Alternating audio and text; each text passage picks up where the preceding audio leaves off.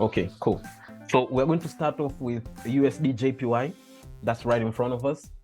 Starting off from the daily perspective, if we zoom out, we can see prices created this kind of a head and shoulders pattern, crazy head and shoulders pattern, large. However, it wasn't complete. As I always tell you, the head and shoulders pattern, it's only complete once the neckline is broken, right? So this was a potential head and shoulders pattern, but since the neckline hasn't been broken yet, it's still a potential head and shoulders. So it's not yet, complete. Now, if we zoom in on the right shoulder where we are at right now, we can see the trend is still bullish. Prices have been being rejected off this ascending trend line. Prices were in a downtrend. As you can see, we had a high, low, low right here, lower high, lower low, lower high, lower low, and then prices created a higher low, a higher high after breaking above this high, and a higher low, and then prices created again another higher high, and then until closing on Friday with kind of a solid bullish momentum, right? We can see on Friday prices closed with a solid bullish candlestick. So with that being said, obviously once we zoom into the 4 hours, we can notice that prices are in this kind of they call a ball pattern. So I'll be anticipating to see prices keep on pushing higher until they tap that high. However, I'm not really going to be looking for a trade in it, because currently prices are just below this resistance structure, as we can see. So that means prices are in this resistance structure. Should we see prices break above, give us a retest to continue until up here, that will probably be on the very low time frames, at least the 15 minutes and the 5 minutes, which in those time frames I don't really trade. I mostly focus on the daily 4 hours and 1 hour, and that will be too low for me. So I don't really think I'm going to be looking for any buy setup. However, I'm going to be looking for a sell should prices reach here in order to continue this bearish momentum. But obviously that will also come in play once prices have already given us a solid confirmation that it's a solid confirmation that we are actually going on the downside right now, right? Because until now, prices are still clearly very bullish. So we should be looking for buys.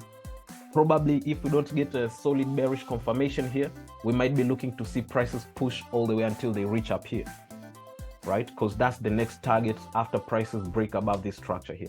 As you can see on the left hand side, it's a very clean slate. We don't really have any resistance. And that's actually based off the US dollar, the DXY. So let's start off from the weekly. From the weekly, we can see also on the DXY is that we have some kind of a head and shoulders pattern again.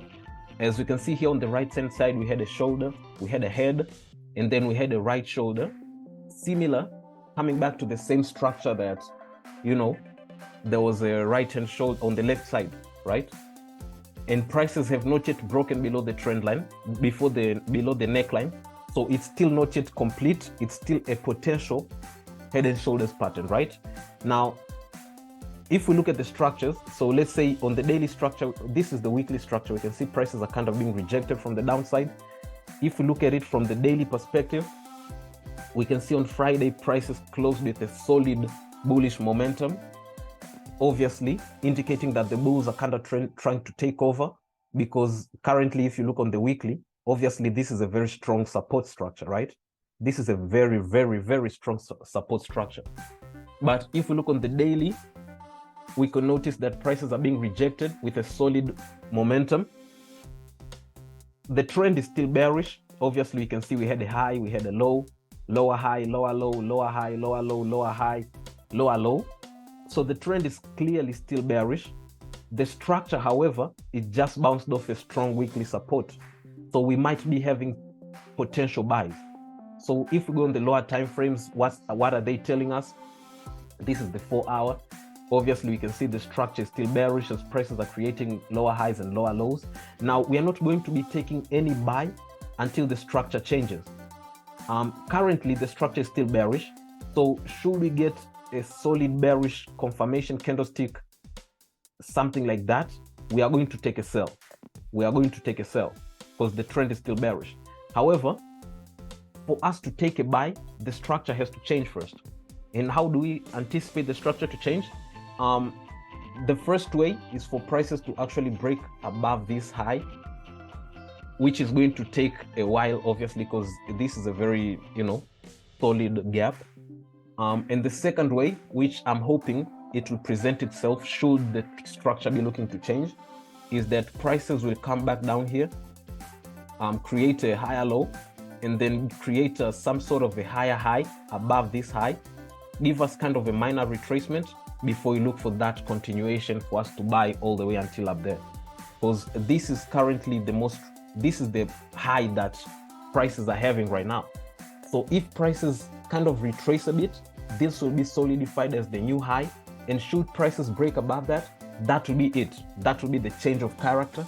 And we'll be looking for the prices to keep on pushing higher all the way until up here.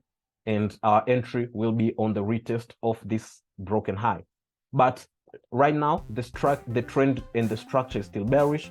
So should prices present us with a solid bearish confirmation candlestick, we are obviously going to be looking for those sells right there. And that's actually our bias, how we're anticipating to see prices keep on playing out, right? So that's as far as the DXY goes. If we look at JPYX, it's rival. If we look at JPYX, it's rival. What's really going on down here? With JPYX, we can see that prices, this is from the daily perspective, we can see prices are creating some kind of a downtrend, right? So if we zoom out from the weekly perspective, we had this inverse head and shoulders pattern, but still, just like always, it hasn't yet been completed as the neckline hasn't been broken. But once prices reached on this support structure, we saw a strong rejection, like this solid bearish confirmation candlestick just rejected prices, pushed them lower, and then prices tried to push higher with this inside bullish candlestick, but then failed. This past week, prices continued with its strong bearish trend. So there's a very high possibility that prices will keep on pushing lower on the JPY. And should prices keep on pushing lower on the JPY, that just indicates that we have an even bigger possibility of prices to be bullish on the DXY, because JPY and DXY are inversely correlated. We all know this. And we can see that on the daily perspective, we had a high, we had a low, and then prices created a lower high after breaking below this low, created a lower high, and then they created a lower low that's lower than the previous low. So obviously until here on the JPYX, we can clearly see as day that the trend has already changed. It's no longer a bullish trend, it's now a bearish trend, as the structure has already changed. It's now a bearish structure, right? So what should we be anticipating on JPYX is some kind of a continuation on the downside to see prices keep on pushing until this most recent low. We can see it clearly on the 4 hours that this was the most recent low, and that's where we are actually anticipating to see prices tap there as the first targets. And then obviously once prices reach here, it's very easy to say that with DXY, prices will have also changed its structure and we'll be looking for more buys on the DXY since JPY will be selling off. And should that happen, there's a very high probability the prices will keep on pushing lower to swing low all the way until these lows of 8.18, right? So that's as far as JPYX goes. Now, based off JPYX, should we be seeing prices sell? What should we be anticipating on the rest of the pairs? Now, if US dollar is going to be buying and JPYX selling, we should be seeing prices on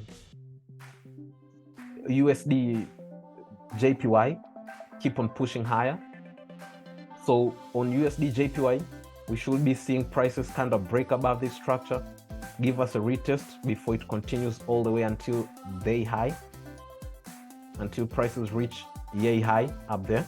So that's the bias that will be going with USD JPY. Euro USD, if we look at it from a weekly perspective, we can see prices are kind of pushing higher. We had this low, we had a high, prices created a higher low, and then now prices are looking as if they're going to be they'll keep on pushing higher. However, we need to keep in mind that prices are now approaching this sensitive weekly structure. They've actually tapped it. So obviously it's a strong weekly structure. As you can see, the last time it tapped that, it was rejected over 1,500 pips. So it's a very strong structure and we shouldn't take it lightly. So I'll be anticipating to see some kind of a rejection, maybe some kind of a retracement a bit before we anticipate to see prices keep on pushing higher. No. If US dollar keeps on pushing higher, the Euro USD is inversely correlated to the DXY. That means prices will be rejected off this structure and push lower. Yeah. So that's if the US dollar keeps on pushing higher. That means Euro USD will actually go lower because it's inversely correlated. And since it's actually on a support structure, it perfectly resonates with the trend, right? GU, same applies. It's inversely correlated to the DXY. And we can see last week, prices closed with some kind of a doji, indicating a lack of momentum after this bullish run. So we should be anticipating to see some kind of a rejection from there, perhaps until the most recent low on this sideways structure. Right? We should be seeing some kind of lows on this sideways structure, because we can see that on the weekly, prices closed with a doji. Now, once prices close with a doji, that indicates a lack of momentum. After a bullish run and then a lack of momentum, the following candle is most likely to be the opposite of the previous trend, which it will actually be a bearish candlestick. We got we got gold. Gold from the weekly, we can see it reached the most. It reached the very high. We can see it reached yay high. It was the most recent high of since March 2022. So that means it was tapped there over a year ago. So that means we have a very high probability for prices to keep on pushing lower on gold, and prices keep on selling off all the way until these lows. That's my bias on gold. Euro JPY, obviously, if JPYX is going to be selling off, we'll be looking for these to buy. So you can see it has already broken above this. It has broken above this, what do you call this? Converging triangle, right? So we can see prices have broken above this converging triangle. So we should be looking for some kind of a retest or retracement before we see a continuation.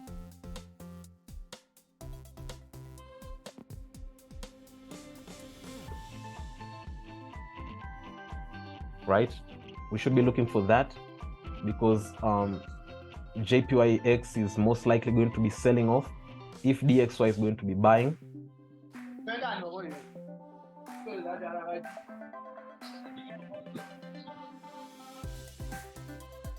Cool. So Cadjpy, this is where I had a contradiction. With Cadjpy, the structure or the technicals were actually showing me some kind of a very strong bearish. This was the analysis I did. I was like, prices have a very high probability of selling because they have two confluences here. There's a trend line and this resistance structure, right? But it's inversely correlated to JPYX. So obviously, if JPYX is going to be selling, Cadjpy has to be buying, right? So with Cadjpy, I'm actually doubly biased. So we are going to be obviously looking for how JPYX will react as the markets open. Should they keep on selling, this will actually break above this structure, give us a retest to buy. But if we get a solid bearish confirmation here, I'll take my sell with this being the first targets.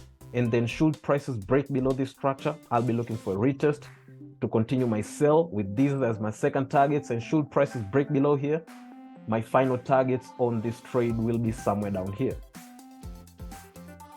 So that's my analysis on Cadjpy, and I'll be seeing how it plays out. And we are back on JPYX. So those are the pairs that I have on my watch list for the coming week, guys. Obviously, JPYX has a great potential to keep on selling lower. As we've seen from the weekly perspective, it has a very high probability of selling lower. As we can see, the bears are just pushing lower. But with DXY, we still have this contradiction, as prices are on a support structure, and all the fundamentals in the world right now are indicating that the US dollar has a big probability of selling, right? So we should keep that in mind, because with the BRICS and all that, the US dollar has a very high probability of selling, breaking below this structure to keep on pushing lower. The technicals actually support both, because here we have a head and shoulders, so that supports a bearish bias. However, from the daily perspective, this kind of supports the bullish bias. However, the trend is still bearish, so we need to wait until the trend actually changes before we actually make a move on that. But as far as DXY, I'll be very closely watching it to see if prices will break below here, because if prices break below here, mind you, this is a weekly structure. This is a strong weekly structure that has been retested from all the way here. So if prices break below here, there's like, let me see, because this is a head and shoulders pattern, right?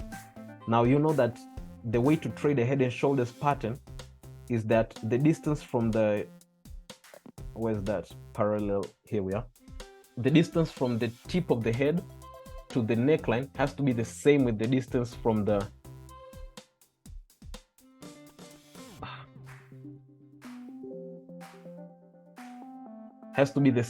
distance from the neckline to where your take profit should be.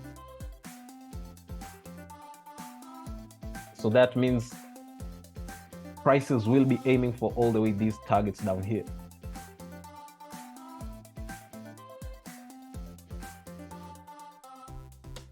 But obviously the closest point that we have to these targets are the ones that we should be aiming for, which will be here. So if prices break below here, the US dollar is going to be dumping like crazy all the way until down here. So it's going to be a crazy bumpy ride, guys. So I'll be watching the US dollar closely, always updating you on the groups. So with that being said, I appreciate you showing up, guys, taking the time of day during this weekend to join me. I really appreciate you all, and I hope you have the rest of the weekend, and let's have a great killer week, guys. Let's have a great killer week. Till next time, appreciate you all. Take it easy out there. Peace.